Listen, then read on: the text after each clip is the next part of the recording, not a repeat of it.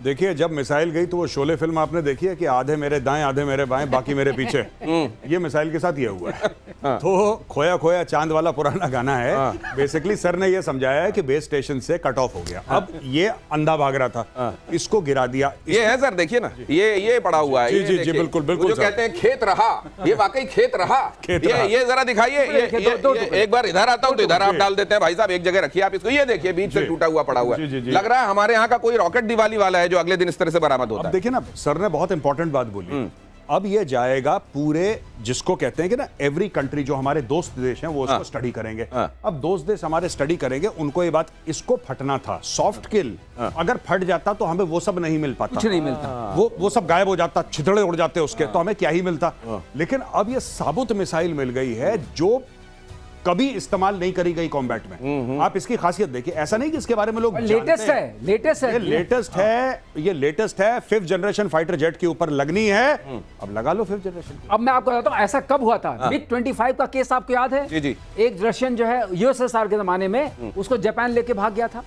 उसकी स्टडी हुई, जब उसकी स्टडी हुई उसके बाद F-15 बना फाइटर, उसको न्यूट्रलाइज करने के लिए। अब इनको करने के लिए EW का सारा तैनात है। ये इनके लिए बेकार हो गया, मतलब इलेक्ट्रॉनिक वॉरफेयर। इनके लिए, हाँ इलेक्ट्रॉनिक वॉरफेयर इनके लिए। अब ये मिसाइल एक तरीके से 2 कौड़ी की भी नहीं है। अगर J-35A पर लगाया इन्होंने, खूब स्टेल्थ किया, तो मारेंगे किससे? दांत तो गायब। तो मेजर गौरव आर्य के शानदार 2 रुपए की सफलता के बाद अब 2 कौड़ी भी आपके सामने। और ये जो है देखिए, अब एक बात समझ लीजिए, इलेक्ट्रॉनिक वॉरफेयर आज की दुनिया में सबसे महत्वपूर्ण इसका डायमेंशन है। और अगर आपने मिसाइल को अंधा कर दिया तो अब ये एक बात और समझिए, काहूटा में जब इन लोगों ने अपना ऑपरेशन शुरू किया था, एटम बॉम्ब कह रहे थे बना रहे हैं, तो भारत ने वहां से क्या किया था, वहां के कुछ वैज्ञानिक थे जो बाल कटाने एक जगह जाते थे, वहां से बाल के कुछ सैंपल ले लिए थे और पता चला था कि हाँ रेडियो एक्टिविटी वाली जगह में काम कर रहे हैं। और इस तरीके से पूरी बखिया उधेड़ दी थी भारत ने। फिर उसके बाद वहां से तार मिले थे, अब यहां से PL-15 वाले तार मिल गए हैं। अब इन तारों में आगे क्या मिलने वाला है बहुत जल्दी से। देखिए साहब, साफ सीधी बात है, ये जो पाकिस्तान का सीक्रेट एक्सपोज हुआ है दिनेश जी, ये पाकिस्तान का अब ये आपको अब पता लग गया ना कि इशाक डर क्यों गया था बीजिंग। माफी मांगने की में गलती हो गई। चाइना क्या, ये देखिए ना पाकिस्तान क्या करता है। एक तो पाकिस्तान अरबों डॉलर लेता है। नहीं, बड़ा इंटरेस्टिंग है। इशाक डार जाके गए, क्या दे दिया तुमने, वो चला ही नहीं। देखो ना ना ना ना ना ना ना, आप उल्टा बोल गए। इशाक डर गया और वहां पे ये पैर पकड़ेगा चाइनीज के, चाइनीज ने बोला कि तुम नालायक हो, तुम्हें चलाना नहीं आता। इनकी वजह से देखिए पाकिस्तान ने इतना बुरा नुकसान करा है चाइना का, बहुत बड़ा नुकसान। हाँ, एक तो उन्होंने प्लेन गिरवा दिया चाइनीज, पहली चीज, जिनका आप शेयर मार्केट में उनकी वैल्यू गिर गई। दूसरा, उनके ये PL-15 जैसे मिसाइल्स को दुनिया भर के सामने एक्सपोज कर दिया कि चलती नहीं है। तो एक तो चाइना का मार्केट खराब कर दिया, उसके ऊपर से चाइना से कह रहे हैं हमें और पैसा दे दो। चाइना कह रहा है यार तुम तो दोनों जेबें काट रहे हो, मतलब कि एक हमारा नुकसान भी करा रहे हो, दूसरा हमसे पैसे भी मांग रहे हो। ये क्या चक्कर है? तो ये जो PL-15 है, अब ये दुनिया भर में चाइना जो कहेगा प्लीज ले लो 15, ये उसके बावजूद कोई नहीं लेगा। ऑपरेशन सिंदूर में पाकिस्तान को मुंहतोड़ जवाब का एक और वीडियो 7 और 8 मई की रात का आपके सामने। पाकिस्तान ने सीज फायर का उल्लंघन किया था। पलटवार में भारतीय सेना ने पाकिस्तान फौज को मुंहतोड़ जवाब दिया।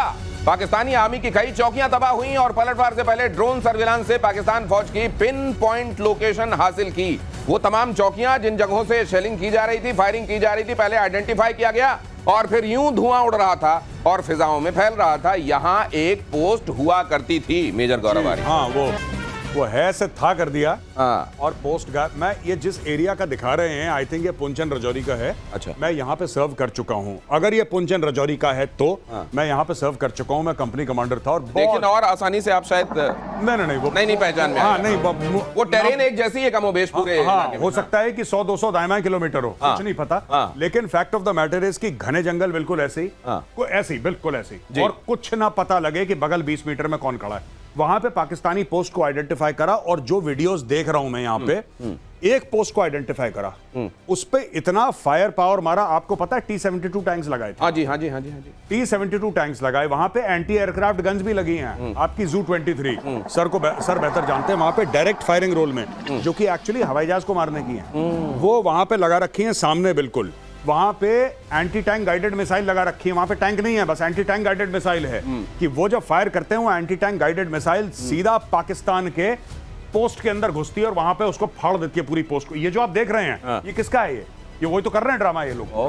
वहां पे पूरा जो साप्ताहिक सीरियल चलती है ना, सास भी कभी बहू थी, यही तो है ये। और फीचर फिल्म का शेष भाग तो अभी आगे देखने वाले हैं। भैया मार के इनका डमरू बजा दिया। देखिए यहाँ पे वो क्या, ये किससे मार रहे हैं? ये मार रहे हैं रॉकेट लॉन्चर, ये मार रहे हैं ATGM, ये मार रहे हैं अपनी L70 भी लगा रखी है इन लोगों ने, जो L70 सर अपनी वो जो AD वाली होती है, अपना जू लगा रखा है। जू का एक बार फायर करा, पेडल उसका दबाया, 3000 राउंड जाते हैं 1 मिनट में। ऐसी चीज पाकिस्तानियों ने देखा भी नहीं। तो ये सब चल रहा है वहां पे। देखिए, चल ये भी रहा कि पाकिस्तान से तनाव के बीच अलर्ट पर इंडियन आर्मी, भारतीय सेना ने जारी किया नया वीडियो। सेना की दक्षिण पश्चिमी कमान का ये वीडियो है, दुश्मन पर हमले की तैयारियों का वीडियो। एक तो वैसे ही पाकिस्तान की हालत खराब है, वो किसी तरह अपने स्ट्रेस को मैनेज करने के लिए जनरल को फील्ड मार्शल बना दे रहा है, लेकिन फिर भी उसका स्ट्रेस मैनेज करने की बजाय और सिर दर्द उसको मिला जा रहा है। देखिए, ये भारत की तैयारियों का वीडियो। पीके श्रीवास्तव, ये मैं एक चीज मुझे कहने का मन कर रहा है, कह सकता हूँ, उनको फील्ड मार्शल बना दिया। फील्ड मार्शल नॉर्मली ये होता है कि आप बैटल फील्ड में कभी रहे हो, ये तो बंकर फील्ड में रहे, तो इनका बंकर मार्शल अगर कहें तो ज्यादा अच्छा नहीं होगा क्या? बंकर मार्शल, ये एक और उपाधि। पता नहीं होगा असीम मुनीर को इतनी सारी उपाधियां बरसेंगी भारत से इतने थप्पड़ खाने के बाद। Bunker marshal. Dinesh, on a serious note, even US army के पास फील्ड मार्शल नहीं है, एक्टिव फील्ड मार्शल। ये ऑनरेरी टाइप की चीज है। वर्ल्ड वॉर 2 वगैरह में फील्ड मार्शल होते थे, जिनको टोटल सुप्रीमेसी होती थी, न तो उतने संसाधन है। नहीं सर, मैंने कल एक बड़ी अच्छी चीज देखी, वो मीम है और सोशल मीडिया में चल रहा था। असीम मुनीर पोस्ट कर रहे हैं, मैं फील्ड मार्शल बना। उसके नीचे कोई जो पोस्ट कर रहा है वो भी असीम मुनीर है, आपको बहुत मुबारक। उसमें असीम मुनीर है, नीचे लिख रहे हैं आपका बहुत बहुत धन्यवाद। कि ये मेरा मुझको अर्पण क्या लगे तेरा वाली बात है इनका। ये जरा देखिए, ऑपरेशन सिंदूर के तहत जम्मू कश्मीर में T-72, जिसका जिक्र अभी मेजर आर्य कर रहे थे, तैनात हुए। 4 किलोमीटर की दूरी तक गोला दागने में सक्षम, घुसपैठ के रास्तों को सील कर देना इसका मकसद। T-72 बड़े खतरनाक दुनिया के टैंकों में से एक माना जाता है। मेजर गौरव और बताएंगे आपको। जी देखिए, T-72 टैंक है, ये पुराना टैंक है, तो अब आर्मी रिप्लेस करना चाह रही है। जैसे आर्मी T-90 लाई, फिर अर्जुन लाई, अब आर्मी कह रही है कि और हमें नए नए बैटल टैंक लाने हैं। लेकिन जो पुराने टैंक है ये भी तो चल रहे हैं, ये भी तो चल रहे हैं। और ये जो पुराने टैंक है, ठीक है, आज की तारीख में ये इतने कारगर ना भी हों बैटलफील्ड में, लेकिन इनका इस्तेमाल अब लाइन ऑफ कंट्रोल पे हो रहा है। और लाइन ऑफ कंट्रोल में जो भी पोस्ट हैं, ऐसी कोई पोस्ट नहीं है जो 4, 5, 6, 7 किलोमीटर दूर हो। इसमें से कई सारी पोस्ट हैं जो सामने दिखती हैं, कुछ कुछ पोस्टें तो ऐसी हैं जो 400-500 मीटर पे हैं, 300 मीटर पे हैं। आप ये समझ लीजिए, अगर बाय द वे कोई पोस्ट, ये तो बख्तरबंद गाड़ी है, इस पे तो आप गोली वोली फायर करेंगे, इसको कुछ पता नहीं लगेगा। अब आप समझ लीजिए कि T-72 इंडिया ने वहां पे डिप्लॉय कर रखा है एक पोस्ट के पास, और सामने पाकिस्तानी पोस्ट है। यहां पे उसने दबाया बटन T-72 के अंदर, और वहां पे हुआ हर हर महादेव।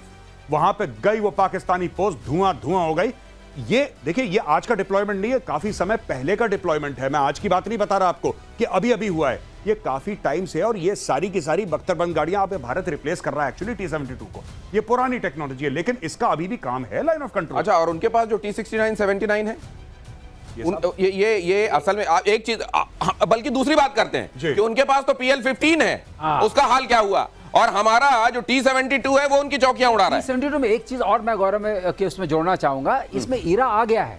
अच्छा, ईरा जो एक्सप्लोसिव रिएक्टिव आर्मर होता है, अगर आप ये बताइए ईरा क्या है? Explosive reactive armour. तो अगर आपने कोई गोला इसके ऊपर पड़ा, तो उसका वो जो उसकी प्लेट है वो टूटेगी नहीं, स्टील की प्लेट टूट जाती है जो स्टील कवच वाला है। अच्छा, ये उसमें फर्क है। तो ये अपग्रेड हो गया एक तरीके से। अपग्रेड हो गया। इसको करने के लिए अब आपको स्पेशल, हमारे यहाँ जो जैसे हमारे कॉन्कर्स मिसाइल्स वगैरह हैं, उसमें डबल होता है। एक पहला जाता है, वो लगता है उसमें छेद करता है, फिर दूसरा उसको पेनिट्रेट करके अंदर जाता है। Then you need special missiles to kill them. मतलब अब ये नॉर्मल गोलियों से नहीं टूटने वाला, जाने वाला है, स्टील वाला गोलों से चला जाता है। इसके लिए आपको ईरा इसीलिए होता है, explosive reactive armour. Explosive reactive armour. देखिए, इन महानुभावों के साथ खड़े होकर ये सब लिंगो भी समझ में आती है, ये सब बातें भी सीखने को मिलती है। एक्सप्लोसिव रिएक्टिव आर्मर, आके गोली गोला लगे फर्क नहीं पड़ेगा। अब खास मिसाइल चाहिए पड़ेगी। T-72 ने कह दिया अब हम तुम्हारे हाथ में नहीं आएंगे। एक और चीज मैं आपको बताता हूं, जैसे हम लोग कहते हैं ना कि बंकर है, हम लोग कहते हैं कि फौजी बंकर के अंदर सुरक्षित है, बंकर से गोली चला रहे हैं।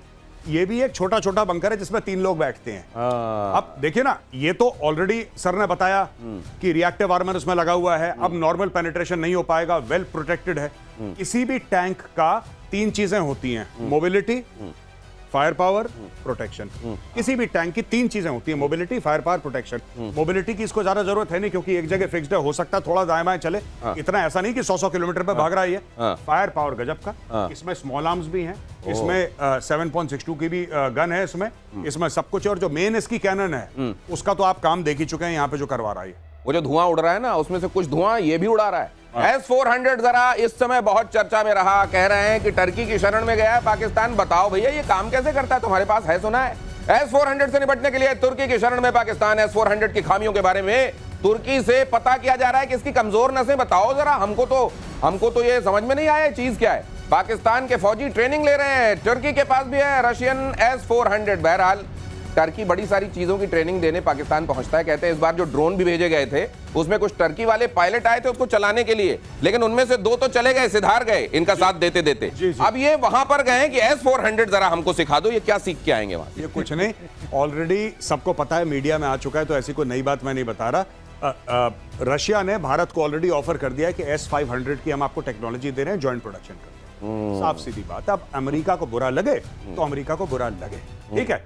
और हमें अमेरिका का ध्यान नहीं देना चाहिए। America is not a reliable partner, Russia ज्यादा रिलायबल है।